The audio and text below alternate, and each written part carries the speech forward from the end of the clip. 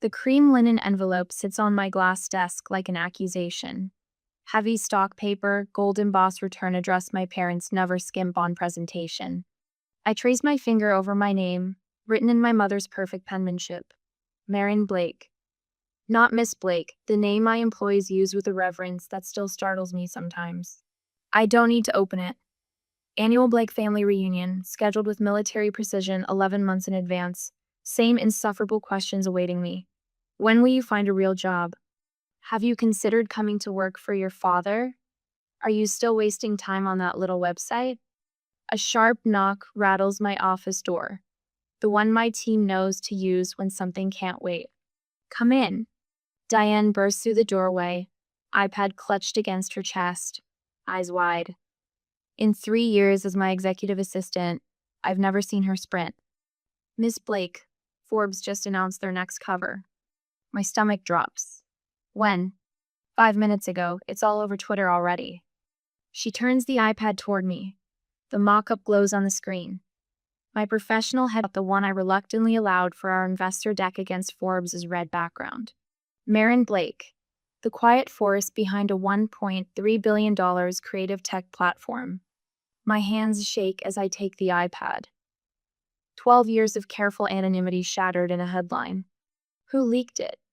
My voice sounds distant to my own ears. Legal is already on it. The reporter had sources from last month's Series D investors. I nod, mind racing through implications. Dad's investment firm associates subscribe to Forbes. Lucas, my golden child brother, probably has a digital alert set for industry news. My mother's friends devour business gossip like chocolate. Get the team together in the conference room, 20 minutes. Diane nods and disappears, leaving me alone with the reunion invitation and the destruction of my carefully constructed facade. Last Thanksgiving, Dad's mahogany dining table stretches between us like a battleground. Marin, darling, Mom's voice carries that particular note of concern she reserves for me. It's been, 7 years with your little art website? Maybe it's time to consider something more substantial? I take a careful sip of wine. $400 million in private valuation, burning a hole in my tongue. It pays the bills, Mom. Barely from what you've told us, Dad says, not bothering to look up from his plate. Lucas smirks from across the table. Some of us had big news today. Got that promotion to head of acquisitions. Congratulations, I murmur, cutting my turkey into perfect squares. Your brother understands business fundamentals, Dad says. When you're ready for a real job, we'll find something for you at the firm. I smile and nod, the same practiced expression I've perfected since graduation. The one that hides my empire. Cold glass presses against my forehead as I stare out at the Manhattan skyline from my corner office. 42 floors up, with a view most executives twice my age would kill for. Behind me, the modern workspace hums with activity. 120 people building something extraordinary in vision, brought to life through their talent. The legal structure took months to perfect. Shell companies, privacy agreements, strategic use of my initials instead of my full name.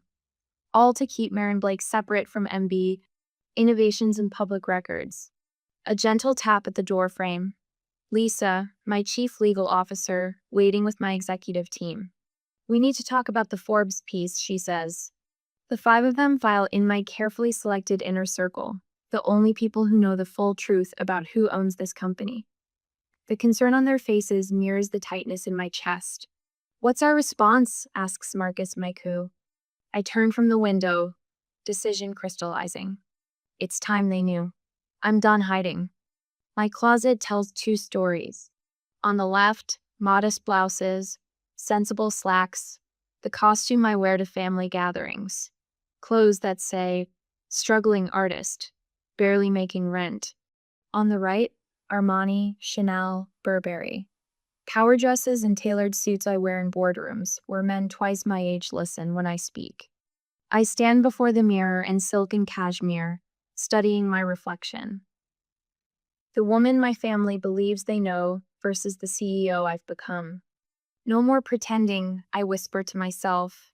From my nightstand, I take the advance copy of Forbes, delivered by courier this morning. The weight of it feels significant in my hands. I slide it deliberately into my designer handbag. The town car idles outside my Tribeca loft. My driver, sensing my mood, remains silent as I settle into the back seat. The Blake residence in Greenwich, I tell him. The car pulls away from the curb, carrying me toward a family that's about to meet me for the first time. 12 years ago, I stood on the NYU quad clutching 2 diploma cases to my chest like shields.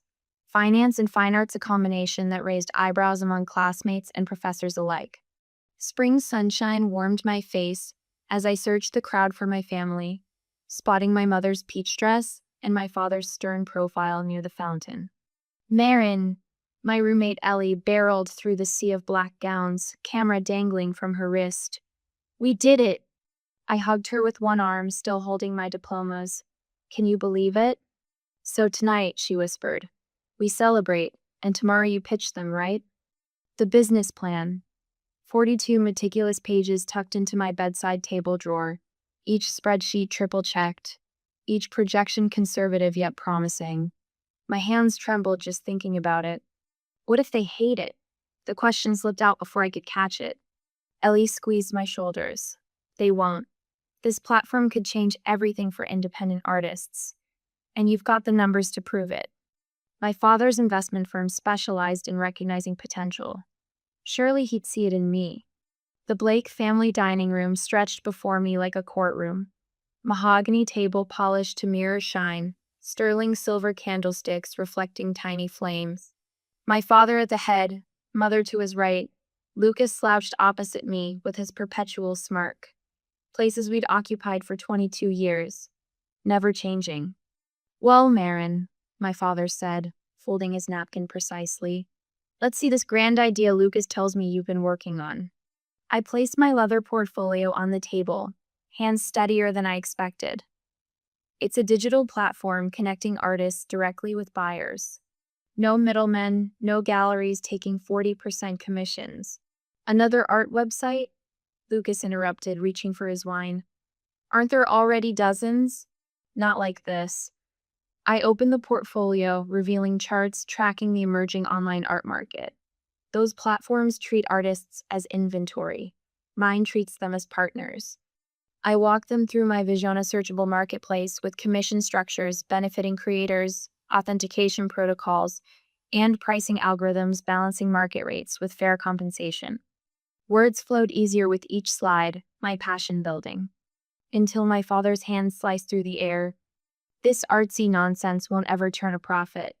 The words landed like a gavel, final, damning. I stared at him, breath catching. "Did you even look at the projections?" My mother touched my wrist.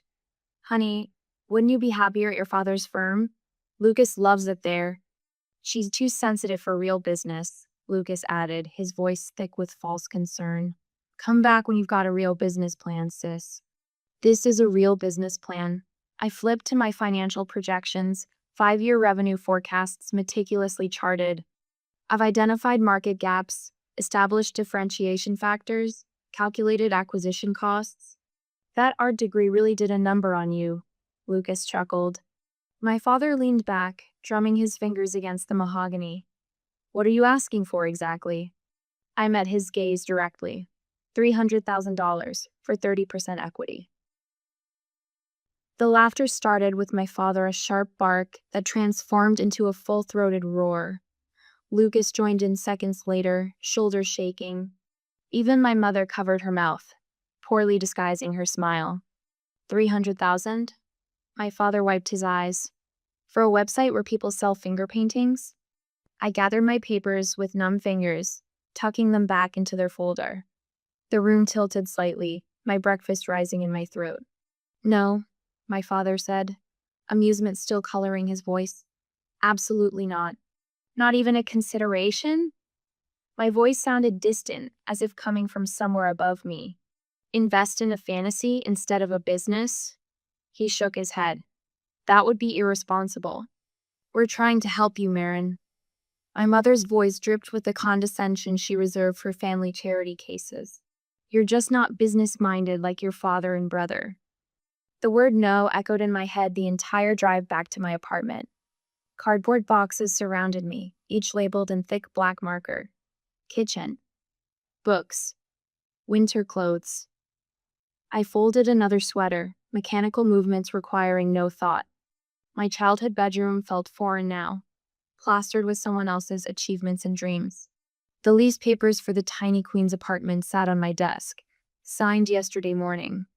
$900 a month for 400 square feet and a bathtub with mysterious stains. All I could afford on my savings. I placed the note on my perfectly made bed, taking some time to figure things out. Don't worry about me. 6 hours later, I unlocked the door to my new life. The apartment smelled of old cigarettes and cheap paint. A radiator clanged in the corner, fighting against November chill.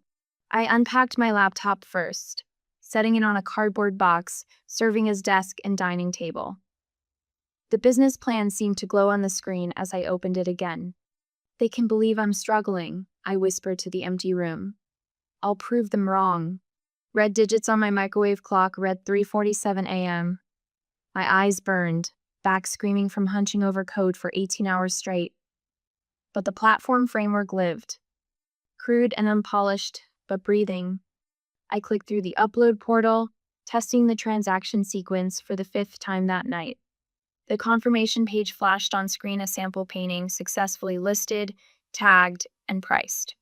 My phone buzzed with a text from Emma, one of 5 artists who'd agreed to test my beta version. Just saw your message. You're seriously doing this? Count me in. A week later, Emma's abstract composition swirls of blue against fractured gold became my platform's first sale. $750 transferred directly to her account, minus my modest 12% commission. I printed the transaction receipt, thumbtacking it to my wall. $90. Not enough for groceries that week, but something far more valuable. Proof. Coffee scalds my tongue as I prepare for my 5th investor meeting this week. The Starbucks near Grand Central buzzes with morning commuters while I guard my corner table, spreadsheets fanned out like battle plans. My laptop shows the pitch deck I've refined after 27 rejections.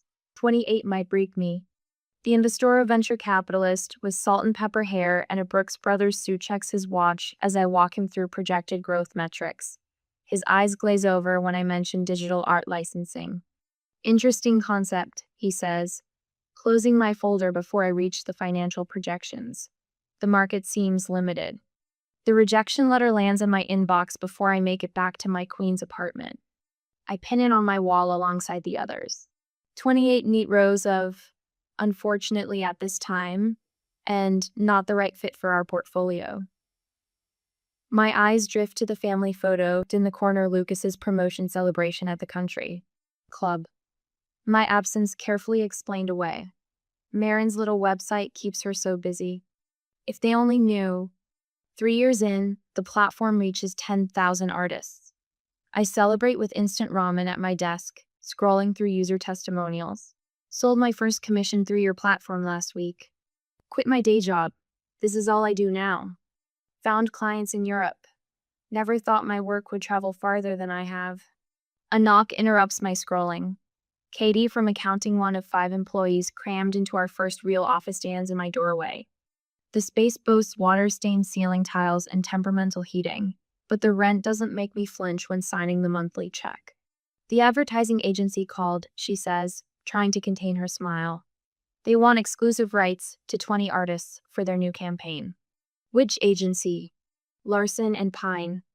The agency that rejected my application for a junior design position 2 years ago? I lean back in my chair, permitting myself 5 seconds of satisfaction before nodding. Send them our premium client contract. 7 years after that first rejection at my parents' dining room table, I stand at the window of our Soho office.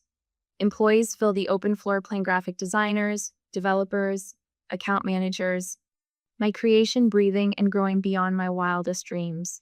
My phone buzzes with a text from my mother. Thanksgiving dinner next Thursday.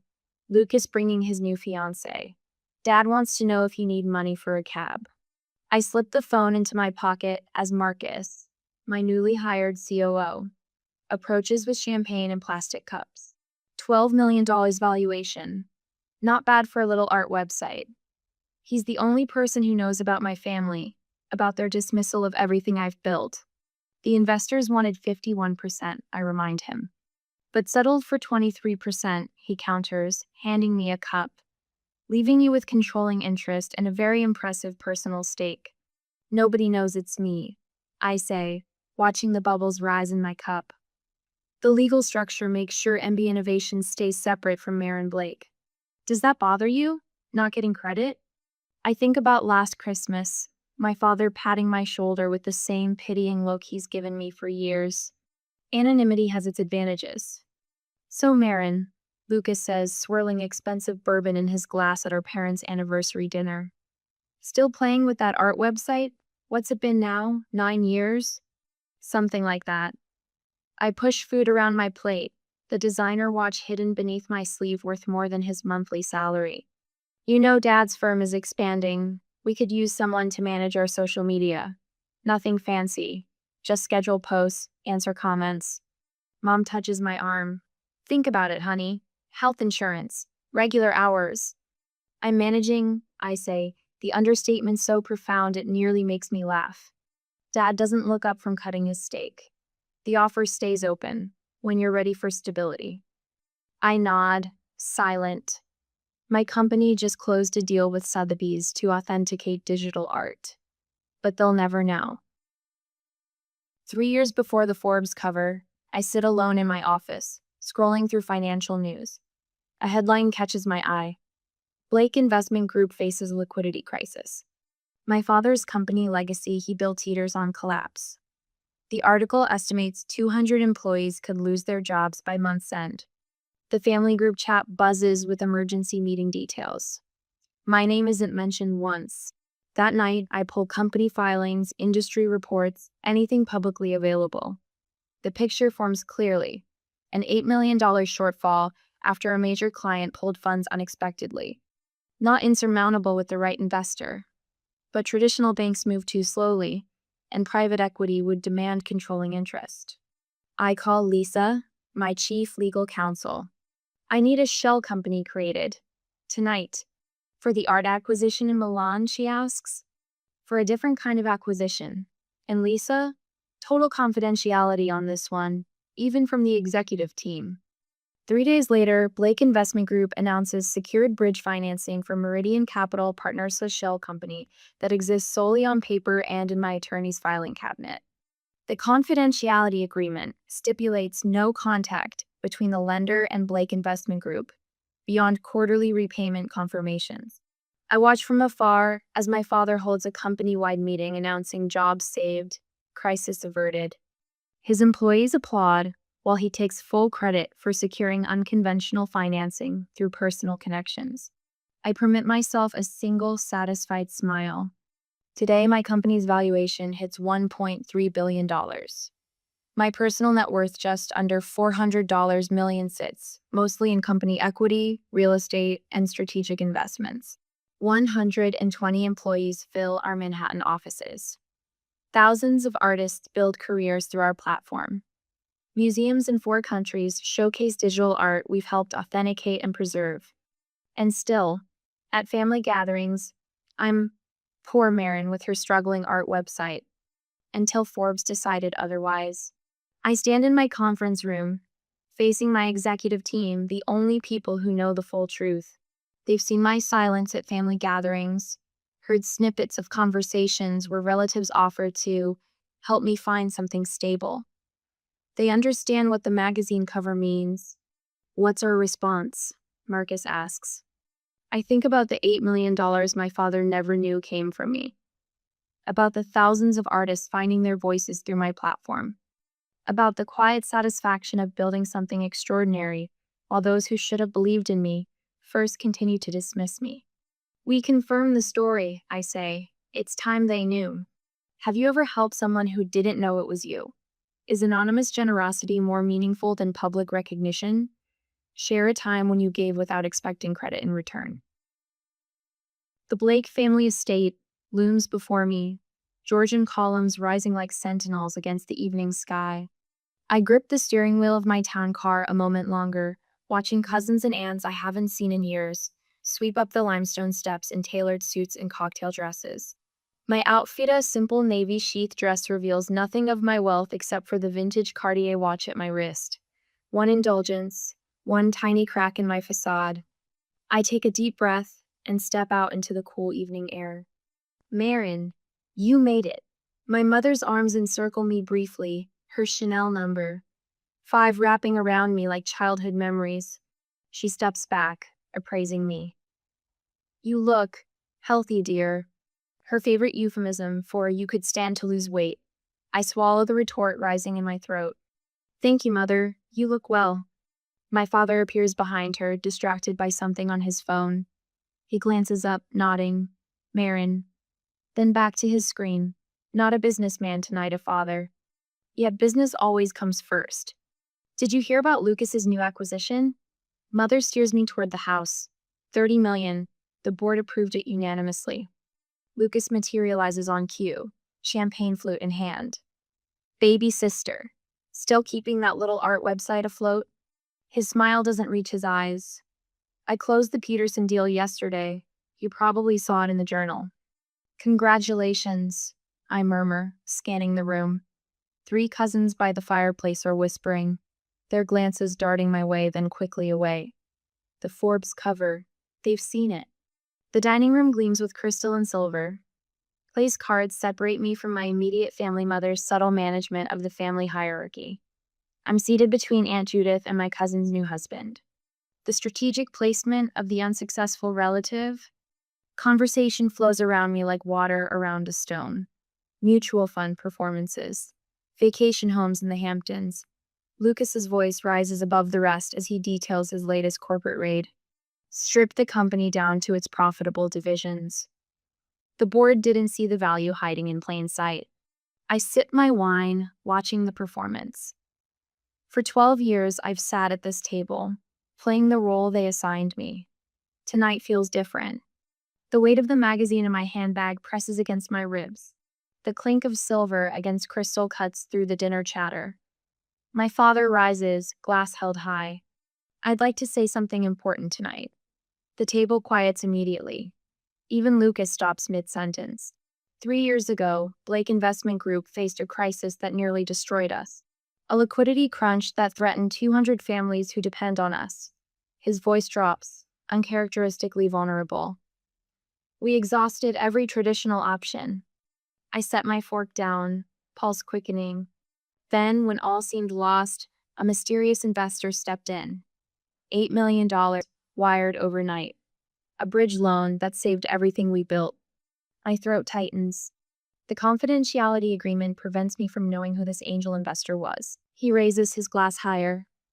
But whoever you are, you saved 200 families. We are eternally grateful. The silence that follows feels electric. I push back my chair and stand, the legs scraping against hardwood.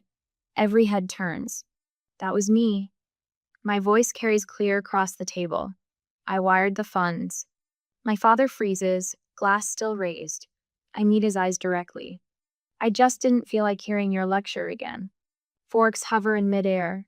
My mother's wine glass tilts dangerously in her suddenly slack grip. Lucas's face drains of color, making his teeth look unnaturally white in his frozen smile. My father stutters. You? That's not. How would you? I reach into my handbag, the weight of 12 years of dismissal fueling my movements. The Forbes magazine slides across the polished mahogany toward him. There's something else you should know. His eyes drop to the cover. My professional headshot stares back at him. Marin Blake, the quiet force behind a $1.3 billion creative tech platform. 1.3 billion? The words croak from my father's throat. A collective gasp ripples through the room. My mother's wine glass finally slips, red liquid blooming across white linen like a prophecy. Lucas grabs the magazine, knuckles white. This can't be right. That little art website, I say softly, the one you've been asking about for 12 years. The silence in the room has weight, substance. Years of judgment and dismissal crystallized in a single frozen moment. I remained standing, watching the reality sink in. The daughter they believed was struggling has been quietly building an empire. The idea they laughed at now employs hundreds. The investment they refused has returned thousands of times over for someone else. For the first time in my adult life, my family sees me. The phone hasn't stopped ringing since the reunion. 2 weeks of sudden interest from people who barely acknowledged my existence for a decade. Your father called again, Diane says, handing me a stack of messages. Third time today. I flipped through the pink slips. Dad, Mom, Lucas, 3 cousins who never remembered my birthday, and an aunt who once told me art degrees were for people without real ambition. He says it's urgent, Diane adds. Funny how 12 years wasn't urgent, but 2 weeks is.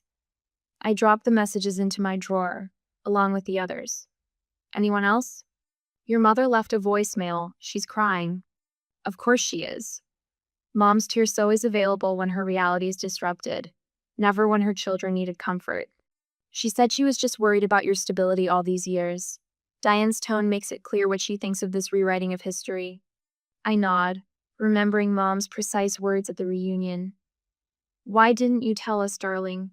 We would have celebrated every milestone with you. The same woman who once suggested I get a sensible job with benefits because my little website would never provide security. Dad moved from disbelief to calculation in the space of 10 minutes. I watched his eyes shift from shock to assessment, measuring my worth in a way he never bothered to before.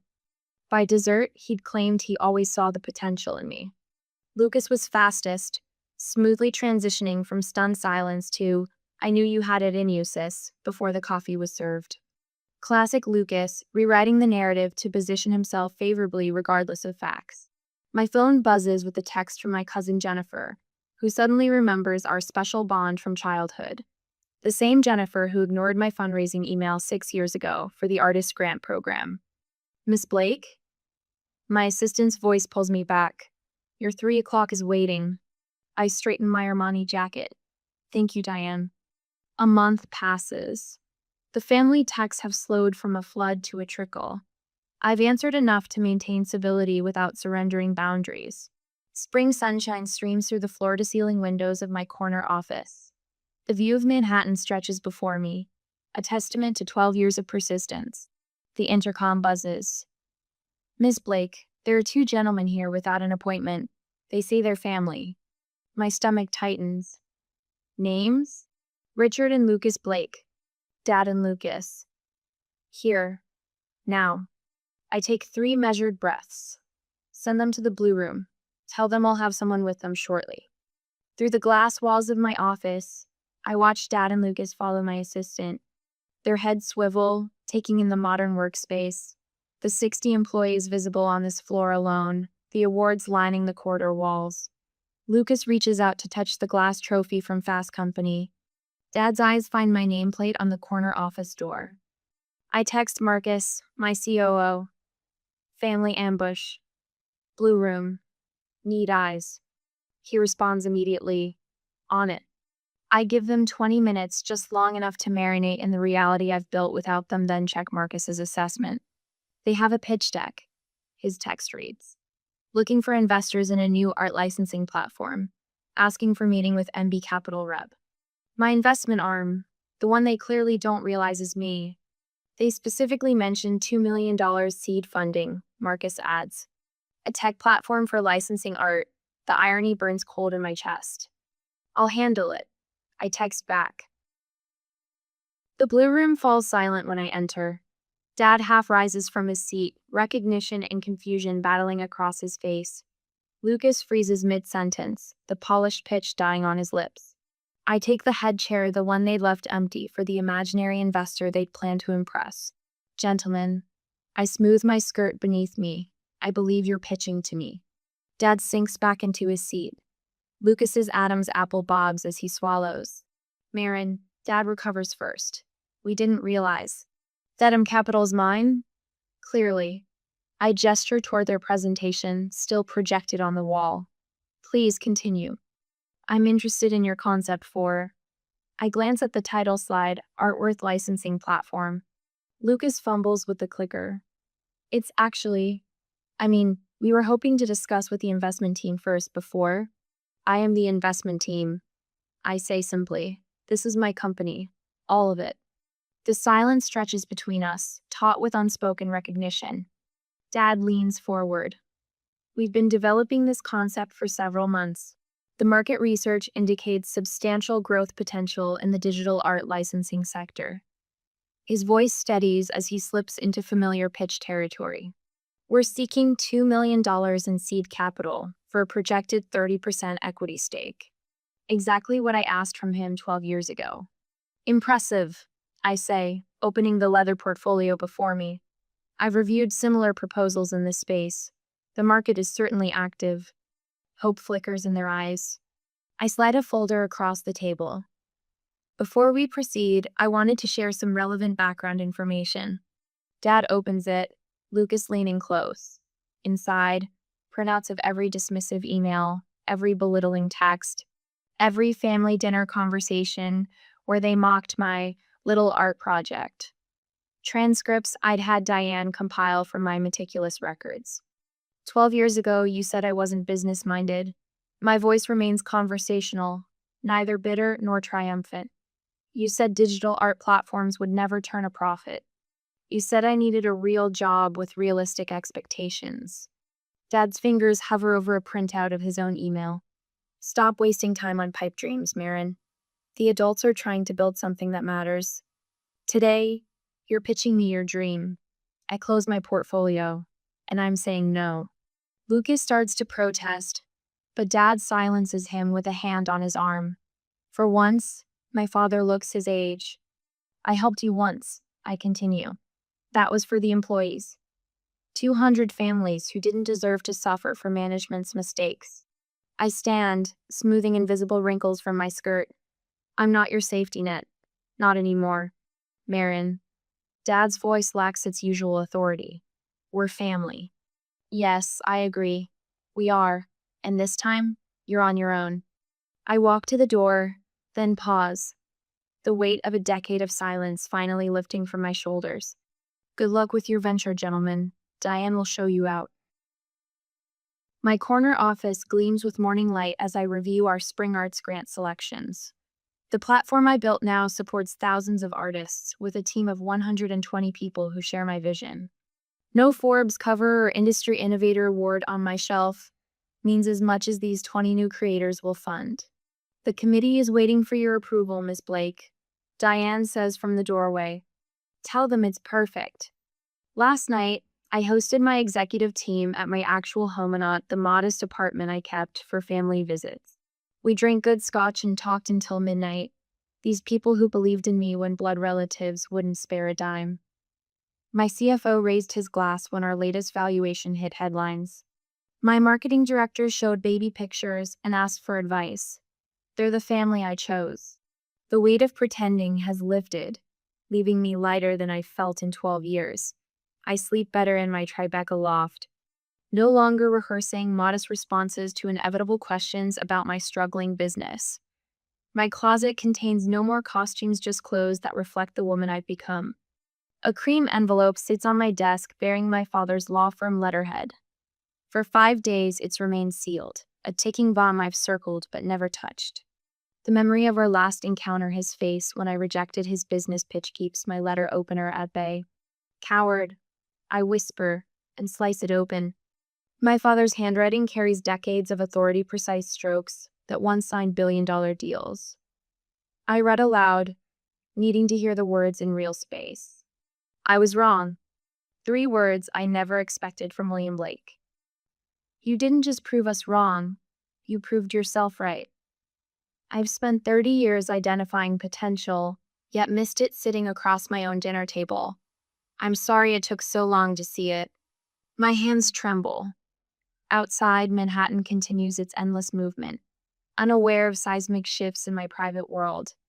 Your mother and I would like to know the daughter we failed to see. In my private workshop where I still create art when spreadsheets overwhelm me, I find a simple black frame. The letter slides in beside another document, the first email rejection from my father's assistant. Mr. Blake regrets he cannot provide funding for your project at this time. Two bookends to a journey I never planned. Thanksgiving arrives exactly 1 year after the confrontation that changed everything. The invitation sits on my counter for weeks before I decide. This time, there will be boundaries.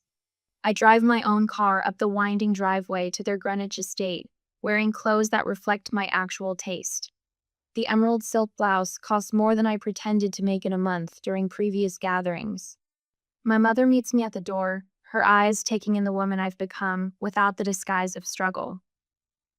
"You look wonderful," she says without the undercurrent of concern. "Marin." My father stands in the entryway, respect replacing the dismissive glances of previous years. Not warmth, but something more valuable: recognition. Lucas approaches cautiously, humility reshaping his once smug features. "Your latest acquisition was brilliant," he offers without his usual competitive edge.